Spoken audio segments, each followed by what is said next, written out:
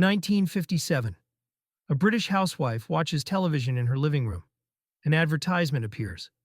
A man in a white coat sits behind a desk. Stethoscope around his neck. Medical charts on the wall behind him. He looks directly at the camera and says, "As a doctor, I recommend Craven A cigarettes. They're soothing to the throat and contain less irritants." She believes him. Why wouldn't she? He's a doctor. Doctors don't lie. Except he wasn't a doctor. He was an actor, paid by the tobacco company, given a script, told to wear a white coat. For decades, British companies used fake doctors in advertisements to sell products that poisoned people. Cigarettes, sugar cereals, diet pills, baby formula. Alcohol. The ads looked medical, sounded authoritative, felt trustworthy. But they were lies, performances, fraud. This is the story of 10 British ads where doctors lied on camera, and millions of people suffered because they believed them. Let's start with the tobacco industry's fake doctor empire. In the 1940s through 1960s, British cigarette companies ran hundreds of ads featuring men in white coats claiming to be physicians. One ad for Players Navy Cut from 1952 showed a doctor holding a cigarette, smiling. The text read, "More doctors smoke Players than any other brand." Another ad for senior service featured a physician in a hospital setting, surrounded by patients lighting a cigarette. The tagline, "Trusted by doctors nationwide." These weren't real doctors. They were actors hired by advertising agencies. But the public didn't know that. One woman who survived lung cancer in the 1990s testified that she started smoking at age 14 because the doctor on TV said it was safe. She smoked for 40 years, lost half a lung. The doctor who convinced her, an out-of-work theater actor named Michael Hendricks, who later admitted in a 1987 interview that he never finished secondary school, let alone medical school. Then there were the cereal company's fake paediatricians. British breakfast cereal ads in the 60s and 70s featured doctors endorsing sugary cereals for children. One ad for Kellogg's Sugar Smacks from 1968 showed a man in a white coat with a clipboard. He said, "As a pediatrician, I recommend Sugar Smacks as part of a balanced breakfast. The sugar provides energy children need."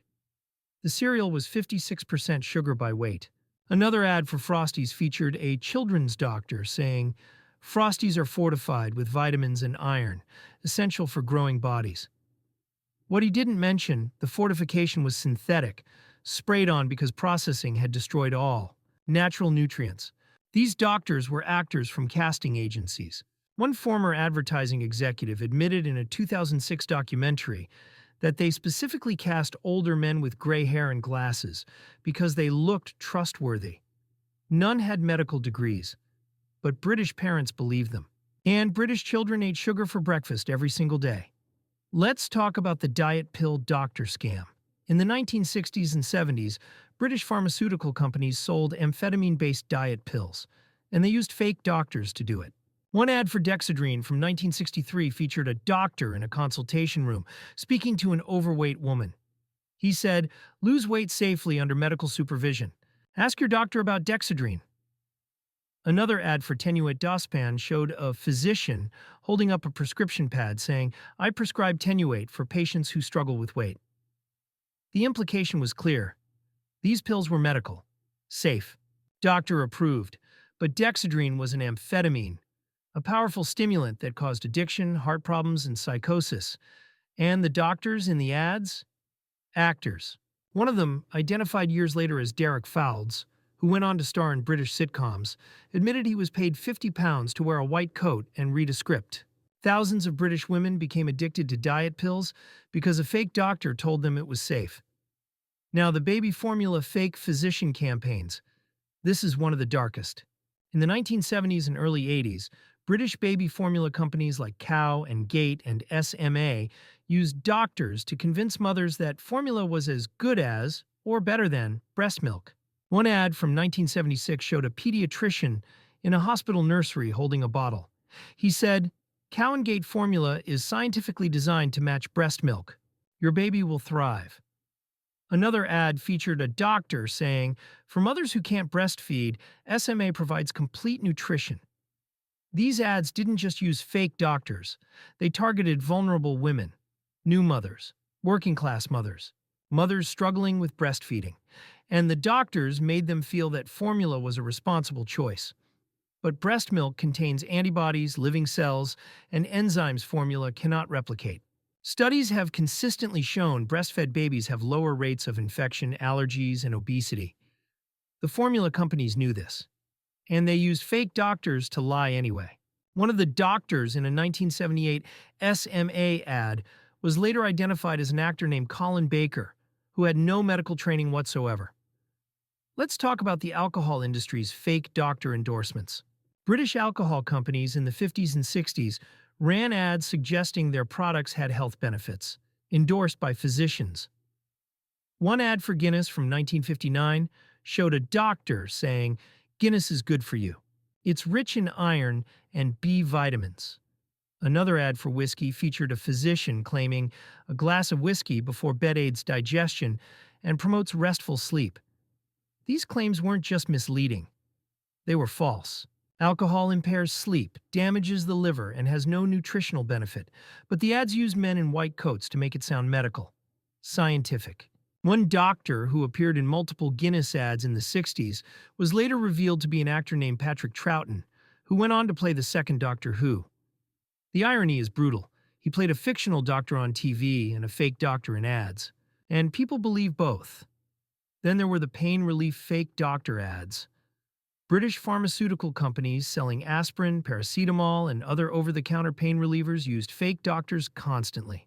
One ad for Anadin from 1974 showed a doctor in a surgery recommending the product. He said, "For fast, effective pain relief, I trust Anadin." Another ad for Disprin featured a GP saying, "Disprin is gentle on the stomach and powerful against pain." But these weren't endorsements from real doctors. They were scripts read by actors. And the products weren't always safe. Aspirin can cause stomach bleeding. Paracetamol overdose damages the liver. But the ads made them seem harmless. Doctor approved.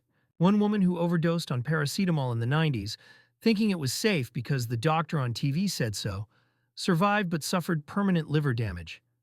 The doctor who convinced her. An actor named Richard Briers, best known for sitcoms.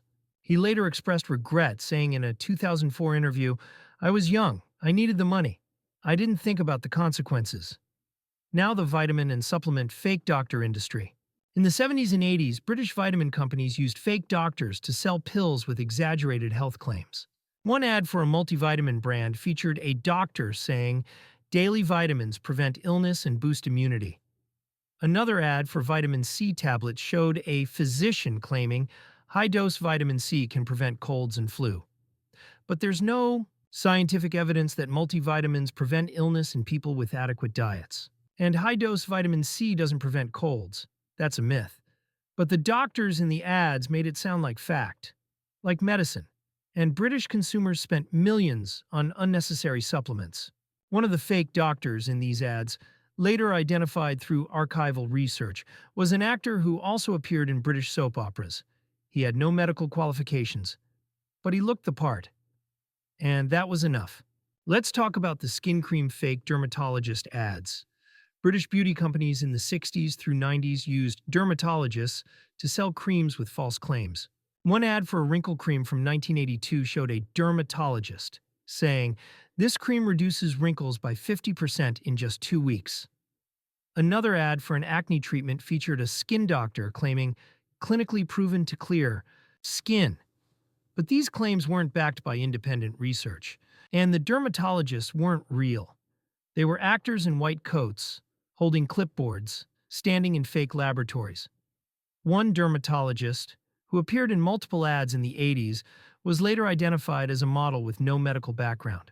She was paid to look authoritative, and British women bought the creams, believing a doctor had endorsed them. Many developed skin reactions. Some suffered permanent damage from harsh chemicals.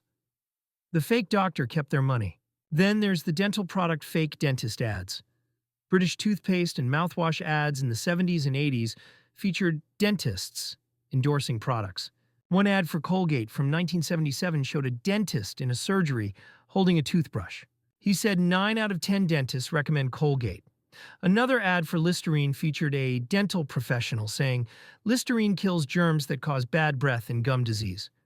But the 9 out of 10 dentists claim was based on a survey where dentists were asked if they'd recommend Colgate or any fluoride toothpaste. Most said yes to fluoride in general, not Colgate specifically. The ad twisted the data, and the dentist in the ad? An actor. One former advertising creative director admitted in a 2010 interview that they always used actors because real dentists were expensive and terrible on camera. So they hired people who looked like dentists, gave them scripts, and let the public believe. Finally, the prescription drug fake doctor ads. Before stricter regulations, British pharmaceutical companies advertised prescription drugs directly to consumers, using fake doctors. One ad for a sleeping pill from 1969 showed a doctor saying, "If you struggle to sleep, ask your GP about this safe, effective treatment." Another ad for an anxiety medication featured a psychiatrist claiming, "This medication has helped thousands of my patients." But these drugs were often addictive. Benzodiazepines like Valium caused dependency. Sleeping pills led to tolerance and withdrawal, and the doctors promoting them. Actors. One of them, later identified as an actor named John Thaw, who became famous for playing Inspector Morse, appeared in a pharmaceutical ad in the 60s. He wore a white coat, held a prescription pad, and convinced people that a dangerous drug was safe. He later refused to discuss it publicly. Here's the part that should make you furious. The advertising agencies knew, the companies knew, they knew these weren't real doctors.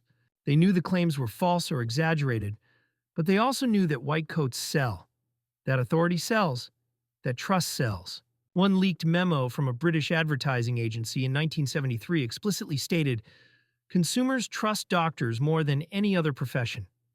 Use doctor imagery whenever possible. Actual medical credentials unnecessary. Visual authority is sufficient." They weaponized trust. They turned white coats into costumes. And British consumers, trusting, hopeful, vulnerable, believed them. People smoked because fake doctors said it was safe.